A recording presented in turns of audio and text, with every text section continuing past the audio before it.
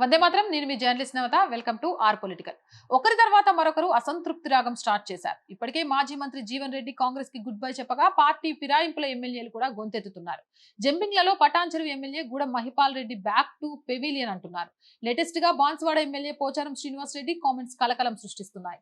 అసలు రాష్ట్రంలో ప్రభుత్వం ఉందా అంటూ ప్రభుత్వ సలహాదారుగా ఉన్న నేతనే కామెంట్స్ చేయడం హాట్ టాపిక్ అవుతుంది. అసలు ఎమ్మెల్యేల వాయిస్ రేస్ చేయడానికి రీజన్ ఏంటి? ఈ వీడియో ద్వారా తెలుసుకుందాం. అధికార హస్తం పార్టీ గుటిలో ఎప్పుడు ఏదో ఒక ఇష్యూ కామన్ అయిపోతుంది. లేటెస్ట్ గా నేతల అసంతృప్తి రాగం ఇంట్రెస్టింగ్ గా మారింది. కాంగ్రెస్ సీనియర్ నేత జీవన్ రెడ్డి 2 ఏళ్లుగా అసంతృప్తి రాగం వినిపిస్తూ వచ్చి ఫైనల్ గా హస్తం పార్టీకి గుడ్ బై చెప్పారు. 10 మంది జంపింగ్ ఎమ్మెల్యేలలో గూడెం మహిపాల్ రెడ్డి మున్సిపల్ ఎన్నికలకు ముందే యూటర్న్ తీసుకున్నారు. ఆయన సోదరుడు బీఆర్ఎస్ లో చేరి పురపోరులో కారు పార్టీ గెలుపును కృషి చేశారు.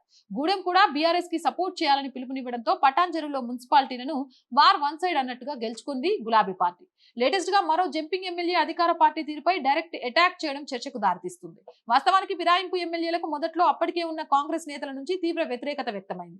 అయినా అన్నిటికీ ఓర్చుకొని పార్టీలో కంటిన్యూ అయ్యారు. పవర్ లో ఉన్న కాంగ్రెస్ లో తాము చేరి 2 ఏళ్లు అవుతున్న సందర్భంగా తమకిచ్చిన హామీలు నెరవేర్చలేదని అసంతృప్తి గలం వినిపిస్తున్నాయి ఫిరాయింపు ఎమ్మెల్యేలు. ఇప్పుడు బాన్స్వాడ ఎమ్మెల్యే పోచారం శ్రీనివాస్ రెడ్డి కాంగ్రెస్ ప్రభుత్వంపై చేసిన తీవ్ర విమర్శలు చర్చానీయాంశంగా మారాయి. కాంగ్రెస్ లోకి 10 మంది బీఆర్ఎస్ ఎమ్మెల్యేలు వచ్చినా అందులో బాన్స్వాడ ఎమ్మెల్యే పోచారం ఎపిసోడ్ కాస్త డిఫరెంట్. పోచారంని పార్టీలోకి తీసుకునే సందర్భంలో స్వయంగా సీఎం రేవంత్ రెడ్డి ఆయన నివాసానికి వెళ్లి మరీ ఆహ్వానించారు. సీఎం ఆహ్వానం మేరకు పోచారం శ్రీనివాస్ రెడ్డి కాంగ్రెస్ గూటికి చేరారు. పోచారానికి ప్రభుత్వం ప్రోటోకాల్ కూడా ఇస్తూ సలహాదారు పోస్ట్ ఇచ్చారు. ఈ పోస్ట్ విషయంలోనే ఈ మధ్య పార్టీ మారిన మాజీ మంత్రి జీవన్ రెడ్డి ఫైర్ అయ్యారు. అసలు ఆయన ఇచ్చిన సలహా ఏంటంటూ విరుచుకుపడ్డారు. ఇదంతా పక్కన పెడితే పోచార ప్రభుత్వం సలహాదారి అంటూ రాష్ట్రంలో ప్రభుత్వం ఉందా, ఉంటే పనిచేస్తుందా అంటూ హాట్ కామెంట్స్ చేశారు. మంత్రులు ఎవరు ఎమ్మెల్యేల ఫోన్లు లిఫ్ట్ చేయట్లేదని అసహనం వ్యక్తం చేసిన పోచారం నిధులు మంజూరు చేయాలని మంత్రుల కాళ్లు మొక్కాలా అంటూ బరస్ట్ అయిపోయారు. తాను మంత్రిగా పనిచేసినా ఎప్పుడు ఇలా ఎమ్మెల్యేల ఫోన్లు లిఫ్ట్ చేయకుండా ఉండలేదన్నారు. గతంలో ఇంట్లో కూర్చుంటే జీవోలు వచ్చేవని ఇప్పుడు సీఎంకి 20 సార్లు చెప్పినా పనులు కావట్లేదంటూ విరుచుకుపడ్డారు Pocharam.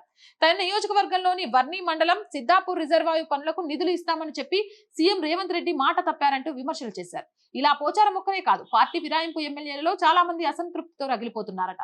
Jagtial MLA doctor Sanjay Kumar, Gadwal MLA Krishnamohan Reddy కూడా పార్టీకి మద్దతుగా ఉన్నందుకు ఇచ్చిన హామీలు ఇప్పటికీ నెరవేరకపోవడంపై తీవ్ర ఒత్తిడిలో ఉన్నారట.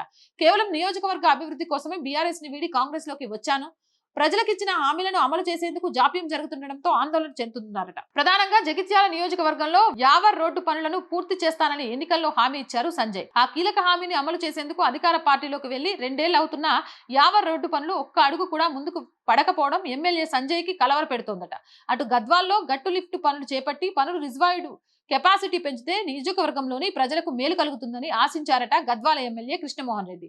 కానీ పనులు ప్రారంభంలో జరుగుతున్న జాప్యం ఆయన్ని కూడా అసంతృప్తికి గురి చేస్తుందట. ఇలా పార్టీ ఫిరాయించి వచ్చిన ఎమ్మెల్యేలు ఒక్కొక్కరుగా అసంతృప్తి వ్యక్తం చేస్తుండటంతో హస్తం పార్టీ పెద్దలు, ప్రభుత్వంలోని కీలక నేతలు అలర్ట్ అవుతున్నారట. ఇప్పటికే PCC chief Mahesh Goud Pocharam comments పై స్పందిస్తూ ప్రభుత్వంలో ఉన్న ఆర్థిక వెసులుబాటును అర్థం చేసుకోవాల్సిందిగా కోరారు. ప్రభుత్వ పెద్దలు కూడా ఇచ్చిన మాట ప్రకారం మెజారిటీ హామీలను అమలు చేసే పనిలో busy అయ్యారట.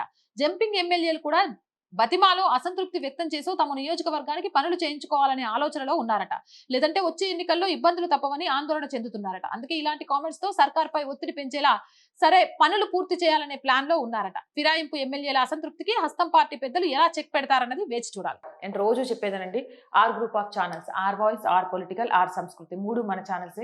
So please subscribe our channels. And content బాగుంటే లైక్ చేయండి, షేర్ చేయండి, ఆర్థికంగా చేయూతనించండి. ఆర్థికంగా సపోర్ట్ చేయాలి అని అంటే సబ్స్క్రిప్షన్ పక్కనే జాయిన్ అనే బటన్ ఉంది. 1 to 5 లెవెల్స్ ఉన్నాయి. ఏదో ఒక లెవెల్లో సపోర్ట్ చేయండి. లేదా స్క్రీన్ మీద గూగుల్ పే, ఫోన్ పేతో పాటు అకౌంట్ డీటెయిల్స్ ఇచ్చాము, మీకు తోచిన సహాయాన్ని అందించండి. వ్యాపార ప్రకటనల కోసం 8328500576 నెంబర్ని సంప్రదించండి. జై హింద్, జై భారత్.